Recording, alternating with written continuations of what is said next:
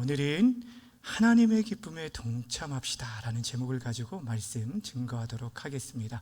우리 제목을 함께 따라하도록 하겠습니다. 하나님의 기쁨에 동참합시다. 다시 한번 하나님의 기쁨에 동참합시다. 여러분은 다른 사람의 기쁨에 대해서 얼마나 잘 공감하며 또 그렇게 반응하며 살아가고 계십니까? 우리가 더불어 살아가는 세상이기 때문에 어느 정도 우리가 다른 사람의 그 감정에 공감하며 살아가기는 합니다. 특별히 다른 사람의 슬픈 일을 당하게 되어주면 그것에 대해서 안타까워하고 또 함께 울며 위로하게 됩니다. 장례식에서나 또 인생의 큰 고난 앞에 있는 사람들에 대해서 그 아픔을 나누면서 자연스럽게 그들의 아픔에 공감하게 되어집니다. 근데 의외로 우리가 다른 사람이 겪은 어떤 성공이나 기쁜 일에 대해서는 우리의 마음을 다하여 함께 기뻐하는 것이 좀처럼 쉽지 않다라는 거예요. 여러 가지 이유들이 있겠지만 그 이유에 대해서 심리학자들이 이런 얘기를 하는 것을 제가 보았습니다. 슬픔을 겪는 사람에 대해서는 내가 그 사람보다 어느 정도 나은 그런 위치에 있기 때문에 마음이 좀 위에 있다는 거예요. 그래서 그 마음을 다른 사람에게 그 슬픔을 나누는 것은 자연스럽고 쉽게 되어지는데, 다른 사람이 겪은 어떤 좋은 일에 대해서 그것도 나와 비교할 수 있는 그런 영역이 되어진다라고 한다면 이미 내 마음이 그 사람보다 낮은 상태에 있기 때문에 내 마음을 그 사람에게 그 기쁨에 동참하며 내어주는 것이 쉽지 않다라는 것입니다. 왜냐하면 우리 안에 무의식적으로 가지고 있는 이기심과 질투 때문이라고 말하고 있습니다. 그런데 사실 우리들이 다른 사람의 기쁨에 온전히 동참하지 못하는 궁극적인 이유는 그 사람을 온전히 사랑하지 않기 때문이라는 것이에요. 여러분, 우리들이 정말 그리스도 안에서 누군가를 사랑하게 되어지면 우리 안에서 어떠한 비교식도 계산도 없이 그냥 그 있는 모습 그대로를 받아들이게 되어집니다. 그 사람의 형편과 상황과 그 사람의 슬픔과 기쁨까지도 온전히 끌어안고 나의 기쁨으로 함께할 수 있게 되어지는 거예요. 그래서 로마서 12장에서 말하는 것처럼 우리가 함께 울고 함께 웃는 그런 사랑을 나누게 되어진다는 것입니다. 오늘은 우리가 하나님의 기쁨에 대해서 함께 나누려고 합니다. 여러분, 우리가 하나님의 기쁨에 동참하기 위해서면 여러분 먼저 하나님의 기뻐하시는 일이 무엇인가를 생각해야 하고 또 그 일에 동참하기 위해서 우리가 어떤 자세가 필요한지를 나누려고 합니다. 오늘 본문은 사실 누가복음 15장 전체입니다. 우리가 다 읽지는 않았지만 이 누가복음 15장은 우리에게 잘 알려진 유명한 세 가지 비유가 등장합니다. 여러분, 어떤 비유가 있는지 아십니까? 첫 번째는 잃은 양을 찾는 목자의 비유가 나오고, 두 번째는 잃은 드라크마를 찾는 여인의 비유가 나옵니다. 그리고 세 번째는 잃은 아들을 되찾은 아버지의 비유. 이 세 번째 비유를 우리가 흔히 탕자의 비유라고 부르기도 합니다. 여러분, 이 비유의 말씀들을 우리가 통해서 하나님의 기쁨을 우리가 생각해 보려고 하는데, 먼저 우리가 이 본문을 잘 이해하기 위해서는 예수님께서 어떤 배경 아래서 이 비유의 말씀을 해주셨는지를 우리가 생각해 봐야 합니다. 그 배경이 오늘 1절과 2절에 이렇게 소개되어져 있습니다. 함께 읽습니다. 시작. 모든 세리와 죄인들이 나아오니 바리새인과 서기관들이 수근거려 이르되 이 사람이 죄인을 영접하고 음식을 같이 먹는다 하더라. 아멘. 여기 보시면 당시 예수님 주변에 있었던 두 부류의 사람들을 소개해 주고 있는데, 한 부류는 어떤 사람이냐면 세리와 죄인들입니다. 이들은 유대 사회에서 가장 천대받는 사람들이었어요. 이들은 유대 같은 민족 안에서도 상종치 않고 거의 이방인 취급을 받았고, 이들의 증언들은 법정에서도 인정되지 않을 정도로 무시받았던 사람들이었어요. 근데 이들이 지금 하나님의 말씀을 듣기 위해 누구에게 가까이 나왔다고 하냐면 예수님께 가까이 나오게 되어진 거예요. 근데 이런 모습을 못마땅해 여긴 한 부류의 또 다른 부류의 사람들이 있는데, 이들이 바로 둘째 부류인 바리새인과 서기관들입니다. 이런 첫 번째 부류의 사람들과는 굉장히 대조된 사람들인데 유대 사회에서 가장 존경을 받던 종교 지도자들이었어요. 이들은 예수님께서 죄인과 함께하며 그들과 함께 식사하는 것을 보고 수근거리며 오히려 예수님을 비난하였습니다. 왜냐하면 당시에 죄인들과 함께 식사를 한다라는 것은 그들을 자신의 공동체에 받아들였다, 이게 한 가족된 공동체임을 의미하기 때문에 같은 부류로 취급당했던 거예요. 그러기에 예수님을 동일하게 비난하였던 것입니다. 이에 예수님께서 오늘 이 세 가지의 비유를 길게 소개해주고 있는 거예요. 다시 말씀드리면, 여러분 오늘 본문의 32절까지 이어지는 이 긴 비유의 말씀은 바로 예수님의 행동을 못마땅히 여겼던 당시 종교 지도자에게 주신 비유의 말씀이라는 거예요. 여러분, 당시 종교 지도자들은요, 지금 예수님을 어떻게 하든지 호시탐탐 노리면서 걸려 넘어뜨리려는 그 기회를 찾고 있었는데, 예수님께서는 지금 그들에게까지도 하나님의 마음이 어떤 마음인지를 가르쳐주고 있어요. 그러면서 그 하나님의 기쁨에 그들을 초청하고 있는 것이 바로 이 15장 전체의 비유의 말씀이라는 것입니다. 오늘 우리가 이 세 가지 비유의 말씀을 자세히 살펴볼 수는 없지만, 먼저 기억해야 할 것은 이 세 가지 비유가 각각 떨어져 있는 독립된 비유가 아니라 전체 하나의 비유의 말씀이라는 것입니다. 그리고 그 핵심은 첫 번째, 두 번째가 아닌 마지막 세 번째 비유에 있습니다.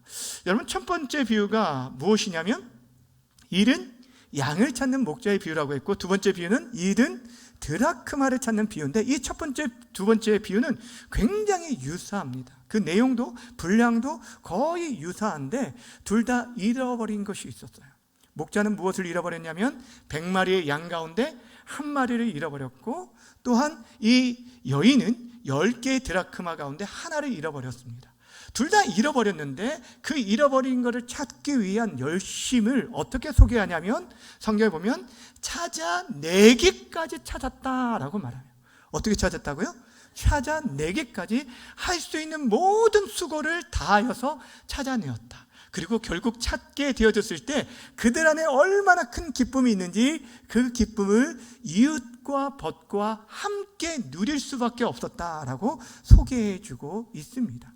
한마디로 말하면 여러분, 첫 번째와 두 번째 이 비유의 핵심은 잃어버린 것을 찾은 목자와 여인의 기쁨의 강조점이 있어요. 그래서 6절과 9절에 보면 그 벗과 이웃을 불러 모으고 말하되 나와 함께 즐기자라고 하면서 저들을 즐거움에 초청하는 모습을 보게 되어집니다.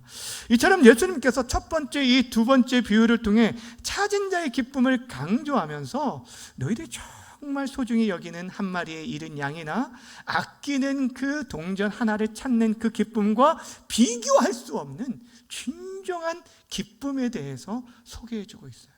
그것이 바로 첫 번째 비유의 마지막과 두 번째 비유의 마지막에 나와 있습니다. 7절과 10절인데 함께 읽겠습니다. 7절 먼저 시작. 내가 너희에게 이르노니 이와 같이 죄인 한 사람이 회개하면 하늘에서는 회개할 것 없는 의인 99으로 말미암아 기뻐하는 것보다 더하리라. 10절입니다. 내가 너희에게 이르노니 죄인 한 사람이 회개하면 하나님의 사자들 앞에서 기쁨이 있느니라. 아멘. 여러분, 7절과 10절이 보여주는 기쁨은요, 이 땅 위에서의 기쁨이 아니라 어디에서의 기쁨을 보여줘요?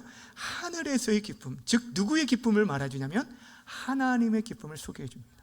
여러분, 하나님이 어떠한 것에 가장 기뻐한다고 말하냐면 죄인이 회개하고 하나님께 돌이키는 것, 이것을 가장 큰 기쁨으로 여긴다는 것.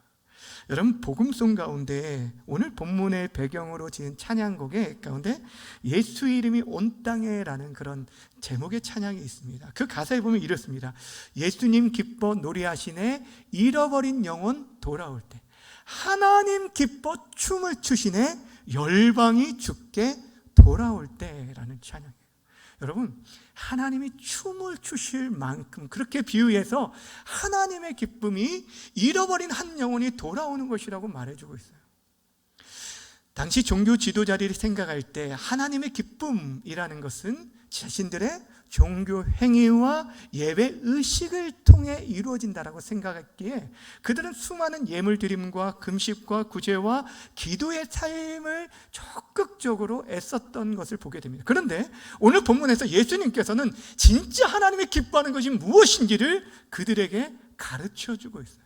한 영혼이 주께 돌아오는 것, 이것을 가장 기뻐하신다라고 말씀합니다. 여러분, 그렇다면 왜 하나님께서는 여러분 죄인이 회개하고 돌아오는 것을 기뻐하실까요? 왜 하나님께서는 그 죄인이 수많은 다른 것이 아니라 왜 죄인이 돌아오는 걸 기뻐할까요? 말 그대로 여러분, 죽었던 영혼이 다시 살아나는 새 생명의 역사가 있기 때문이라는 거예요.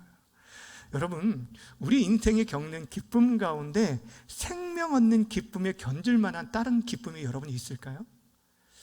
여러분, 우리가 자녀를 이렇게 양육하다 보면 자녀들이 주는 기쁨도 있지만 자녀들로 인해서 흘려야 할 눈물과 아픔과 그 고통이 얼마나 많은지 모릅니다.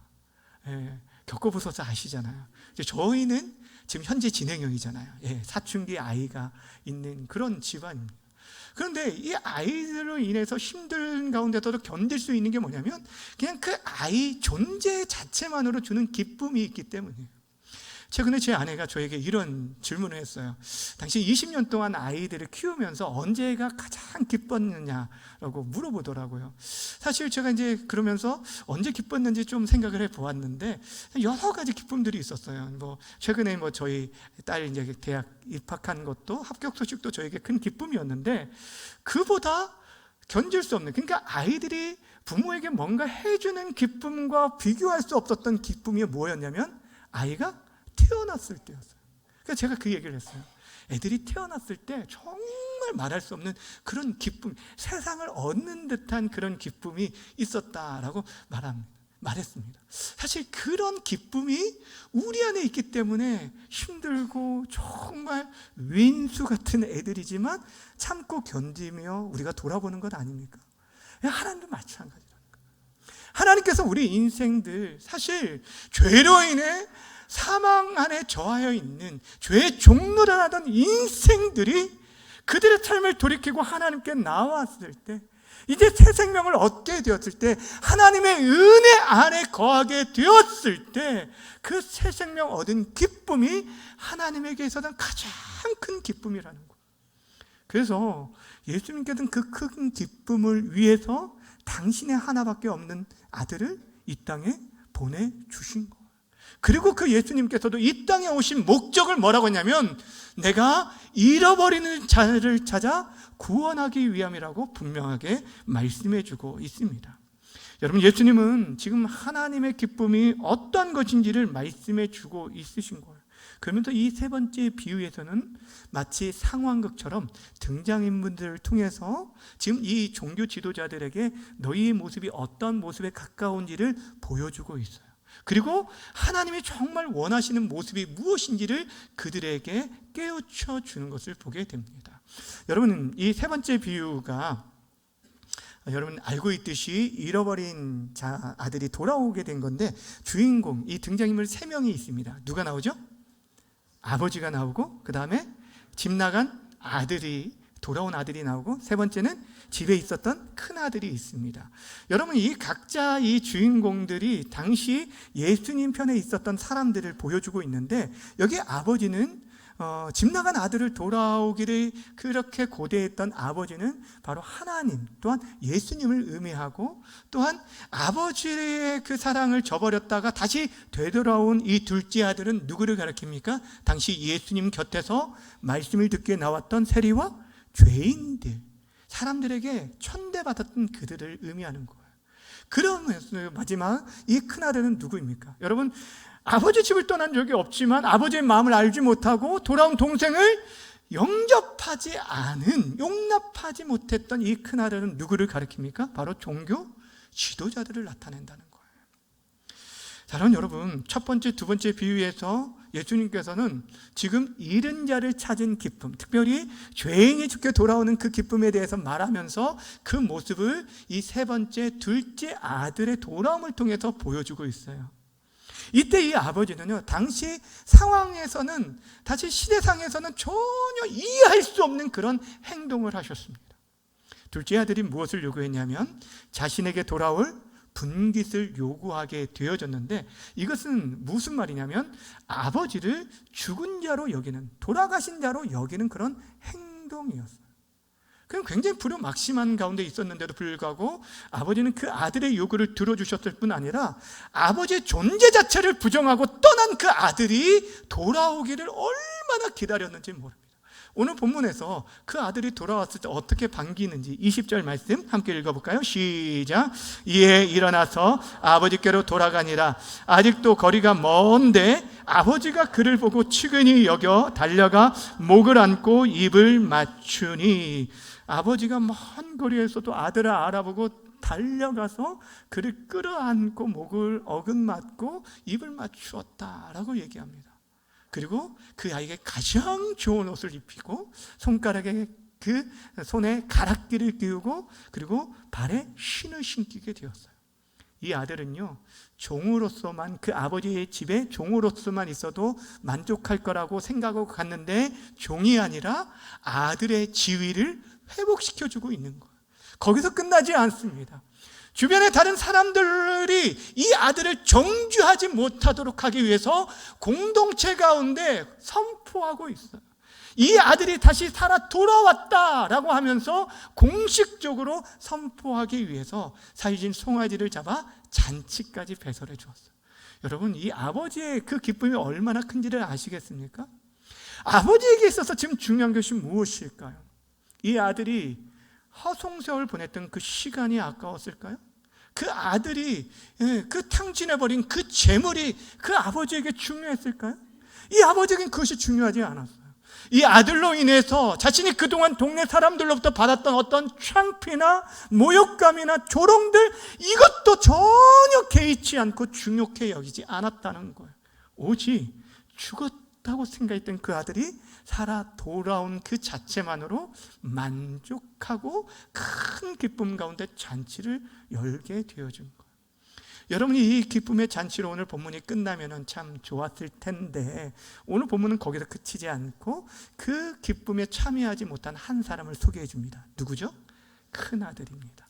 이 큰아들이 밭에서 일하고 돌아오는데 집에서 잔치제의가 열려지게 된 거예요. 풍악 소리가 들리고 그것을 왜 그런지 종에게 물어보니까 자신의 동생이 돌아왔는데 그 동생을 아버지께서 그대로 그냥 받아주고 이 아들을 위해서, 동생을 위해서 살진 송아지를 잡아 잔치를 했다라는 소식을 듣게 돼요. 근데 이때 여러분, 이 큰아들이 얼마나 화가 났는지 오늘 본문 28절은 이렇게 시작합니다. 시작. 그가 노하여 들어가고자 하지 아니하거늘. 여러분, 본문 전체의 그 비유, 세 가지 이 비유에 보면 계속적으로 기쁨과 즐거움과 잔치에 대한 내용이 나오는데, 그것과 전혀 상반된 첫 번째 반응이 오늘 이 큰아들의 반응이었어요. 그리고 아버지가 베풀어 주신 그 잔치에 들어가기를 거부합니다. 자신이 왜 그렇게 행하는지 지금 아버지에게 이렇게 따지면서 얘기하였습니다. 29절과 30절 제가 읽어드립니다. 아버지께 대답하여 이르되 내가 여러 해 아버지를 섬겨 명을 어김이 없거늘 내게는 염소 새끼라도 주어 나와 내 벗을 즐기게 한 일이 없더니 아버지 살림에 창녀들과 함께 삼켜버린 이 아들이 돌아오매 이를 위해 살진 송아지를 잡으셨나이다. 여러분, 지금 이 둘째 아들이, 아니 큰 아들의 그 마음이 좀 이해가 되십니까?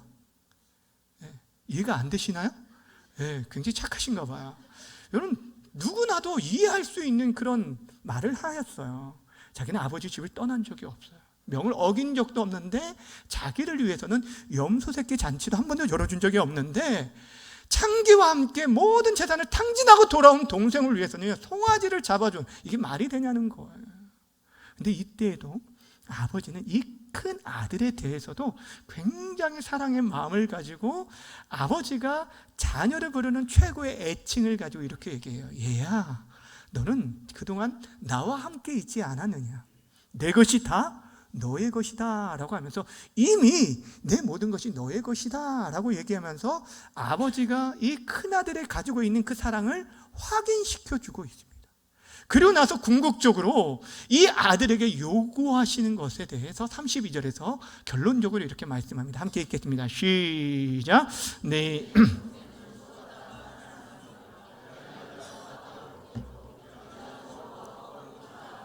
마땅하니라. 아멘. 우리가 즐거워하고 기뻐하는 것이 뭐하다고요? 마땅하다. 해야 할, 반드시 해야 할 일이다라는 것도 포함되어 있지만, 그렇게 하기를 간절히 바라는 누구의 마음을 소개해주고 있어요? 아버지의 마음이 담겨져 있는 것을 보게 됩니다. 여러분이 이 비유에서 32절에서 끝나잖아요. 이 큰아들이 이 잔치에 들어갔는지 안 들어갔는지 우리에게 가르쳐주지 않고 이 비유가 끝나게 됩니다. 이것은 무엇을 말씀하고 있을까요? 예수님께서 지금 그 이야기를 듣고 있는 종교 지도자들에게 너희가 어떻게 해야 할지를 스스로 결정하도록 지금 우리에게도 말씀하고 있는 거예요. 우리에게 지금 너희들이 스스로 결단하기를 촉구하고 있는 것을 보게 됩니다. 자, 그렇다면 왜 이 큰 아들이 아버지 잔치에 들어가지 않았을까요? 나름대로 개인적으로 충분한 이유가 있을 수도 있지만, 그 이유는 자기 중심적인 사고를 벗어나지 못하고 무엇보다 아버지의 그 마음을 헤아리지 못했기 때문이에요. 그 동생이, 그 아들이 집을 나갔을 때 그 아버지의 상실한 마음과 그 아픈 마음을 헤아리지 못했고, 궁극적으로는 아버지를 이 큰아들이 온전히 사랑하지 않았기 때문에 그 아버지의 기쁨을 나의 기쁨으로 여기질 없었다라는 거예요. 또한 이 아들은요, 큰아들은 아버지의 아버지 되심을 온전하게 풍성하게 누리지 못한 굉장히 안타까운 아들이었습니다. 여러분, 만약 이 큰아들이 아버지에게 요구를 했다라고 생각해 보세요. 그러면은 여러분, 염소새끼 잔치가 아니라, 문제가 아니라 그보다 더 큰 잔치도 베풀어 주셨을 것이에요. 그리고 그런 은혜와 사랑 안에서 그 아들이 그 아버지의 풍성 은혜 가운데 자녀의 권세를 누리며 지내왔다라고 한다면, 자기의 동생이 돌아왔을 때 아버지가 베푸는 그 잔치에 정말 시기심이나 질투심이 아니라 여러분 기쁨으로 함께 참여했을 거라는 것입니다. 오늘 본문에 등장하는 종교 지도자들의 모습이 마치 비유 속에 누구와 같습니까? 이 마다들과 똑같다라는 거예요. 저는 예수님께 죄인들이 나오는 모습을 못마땅하게 여기면서 수근거렸어요. 자신들은 율법의 요구를 따라 잘 행했기 때문에 마땅히 천국의 잔치에 참여할 자격이 우리에게는 있지만, 저들에게는, 즉 죄인과 세리들에게는 전혀 없다라고 여겼기 때문에 그들에게 하나님 나라의 비밀을 가르쳐주는 예수님이 못마땅하게 여겨졌던 것이에요. 근데 여러분, 우리가 반드시 기억해야 할 게 무엇이냐면, 우리가 하나님께 나아갈 수 있는 길은 우리의 어떤 종교적 열심이나 행위에서 비롯된 것이 아니라는 거예요.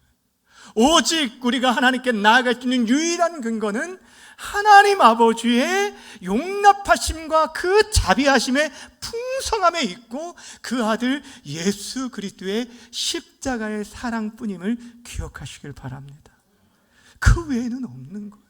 그러기에 하나님께서 자신의 사랑을 믿고, 하나님의 그 사랑을 믿고 나오는 모든 자들을 하나님께서는 지금도요, 그 어떤 사람이든 자격이나 행위나 조건과 상관없이 품어주시고 용납해 주시고 용서해 주신다는 거예요.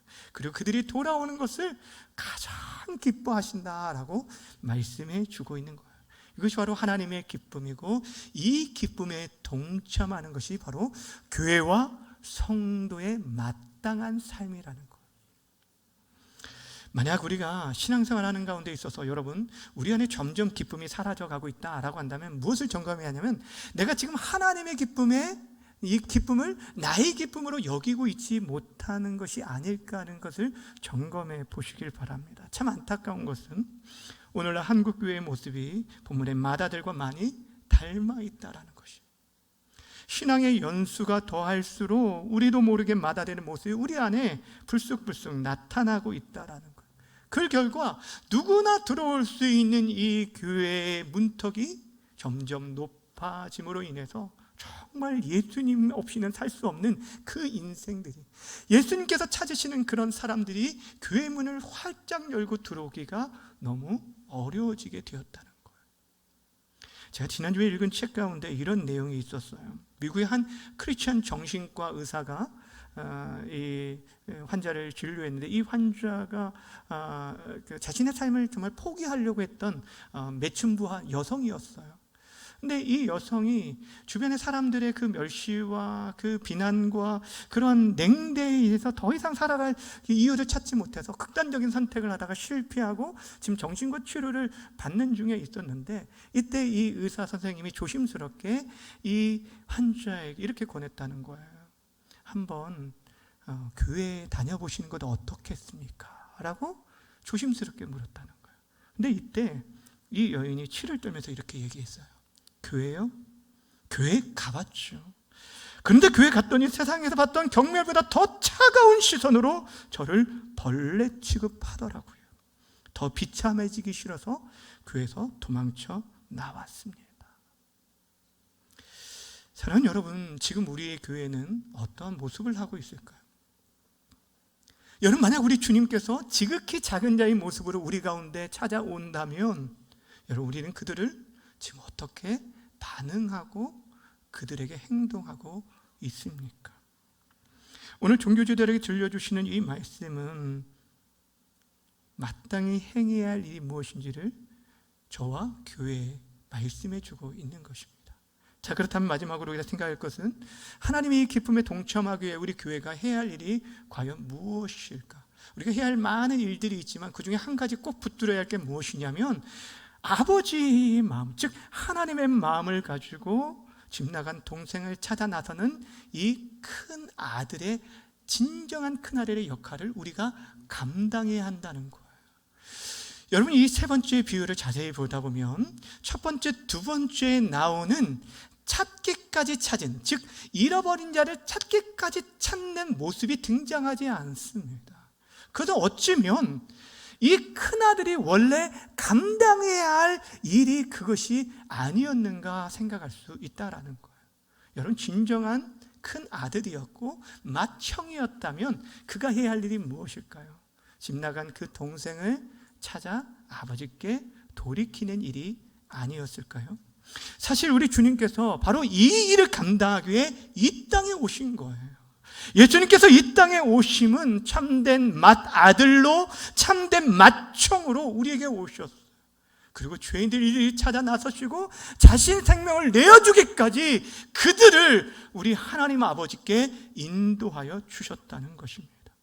오늘날 교회가 다시금 주님을 닮아서 참된 맏아들의 사명을 회복할 수 있기를 바랍니다.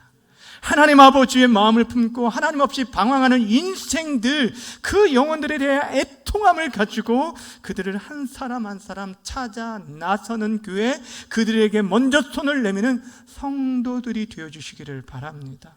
만약 그런 인생을 품어주는 사람이 아무도 없다라고 한다면, 그들을 기꺼이 받아주는 사람이 아무도 없다라고 한다면, 그들은 이 세상에서 가장 불행함으로 생을 마감할 수밖에 없습니다. 죄송하지만 왜 많은 사람들이 극단적인 선택을 하는 줄 아십니까? 기댈 언덕이 없기 때문이에요. 의지할 사람이 아무도 없다라고 생각하기 때문이에요. 신앙의 자살도 마찬가지예요. 하나님께 나아갔다가 떠난 인생들이 다시 돌아오지 못하는 이유가 자신을 기다려주거나 반겨주는 사람이나 교회가 없다라고 생각하기 때문이라는 거예요. 주 안에 사랑하는 여러분, 교회가 그들에게 기대어줄 수 있는, 그들이 기댈 수 있는 어깨가 되어주고, 그들이 쉴 수 있는 그늘이 되어주고, 그들이 찾아올 수 있는 공간이 되어야 돼요. 기존 신자들만을 위한 공간이 아니라 누구든지 하나님 앞에 나와서 참된 부유함과 자유함과 평안함과 생명과 안식을 누릴 수 있는 곳이 바로 주님의 교회가 되어야 합니다. 그 일이 바로 저와 여러분이 감당해야 할 일입니다. 주 안에 사랑하는 여러분, 여러분은 지금 하나님의 기쁨에 어떻게 동참하고 계십니까? 하나님께서 이 시대에 찾으시는 맏아들로서의 사명을 여러분 잘 감당하고 계십니까? 교회에서 6월 22일 새생명 축제를 준비하는 것은 단순히 교회의 영적 성장을 위한 하나의 행사나 프로그램이 결코 아니에요. 하나님의 기쁨에 우리가 동참하기 위한 기회이며 사명입니다. 그 시작이 바로 전도 대상자를 작정하는 데부터 시작이 됩니다. 제가 지난주에 광고를 드렸는데 여러분 한 주일 동안 얼마나 기도하면서 준비하셨습니까? 혹이라도 여러분 마음 가운데 전혀 아무런 생각 없이 이 자리에 왔다라고 한다면 여러분 회개하셔야 돼요. 하나님의 기쁨이 우리 안에 잃어버린 거예요. 하나님 우리를 어떻게 사랑하신 그 사랑이 우리가 잃어버렸기 때문에, 하나님을 사랑하지 않기 때문에 우리 또한 그 영혼들을 사랑하는 마음을 잊게 되어진 거예요. 바라고 원하기는 하나님께서 여러분에게 생각나게 하신 사람, 내가 좋아하는 사람을 기록하는 것이 아닙니다. 하나님이 필요한 인생들, 그들을 여러분이 생각하시고 마음에 품고 그들이 주께 돌아올 수 있도록 성령께서 그 마음을 열어주시기를 기도하시고 할 수 있는 기회를 따라서 그를 교회에 초청하시길 바랍니다. 그리하여서 그 한 영혼이 돌아오는 그 기쁨이 여러분 의인 아홉, 회개할 것 없는 의인 아홉으로 말미암은 것보다 더 큰 기쁨이라고 말하는 그 하늘의 기쁨이 우리 공동체 가운데서도 회복되어지기를 주님의 이름으로 간절히 축원합니다. 이제 전도 대상자 작정하는 시간을 좀 가지도록 할 텐데요, 여러분 주보에 삽입되어 있는 종이가 있습니다. 꺼내주시고, 그리고 그 볼펜이 없으신 분은 손을 들어 표시해 주시면 저희 뒤에서 이제 나눠드리도록 하겠습니다. 여러분 거기에 보면은 뭘 적게 되어 있냐면 이름을 적게 되고요, 그 사람과의 관계, 또 그 사람을 위한 기도 제목들 여러 가지, 이분은 위에서 이런 기도 제목을 있습니다, 이렇게 적어주시면 이를 위해서 함께 기도하도록 하겠습니다. 제가 먼저 기도하도록 하겠습니다. 사랑하는 하나님 아버지, 오늘 이 시간 하나님의 기쁨에 동참하기 원하는 마음으로 전도 대상자를 마음에 품고 작정하려고 합니다. 아직 하나님을 알지 못하는 우리의 가족과 친구와 이웃들의 이름을 올려드리오니 그들의 마음문을 성령께서 열어주시고 생명의 길로 인도하여 주옵소서. 그를 사랑하는 마음으로 끝까지 기도하게 하시고 담대하게 복음을 전할 수 있도록 인도해 주셔서 저들이 주께 돌아와 하나님의 기쁨에 함께 동참할 수 있는 귀한 공동체가 되게 도와주옵소서. 감사드리며 예수님의 이름으로 기도하옵나이다. 아멘.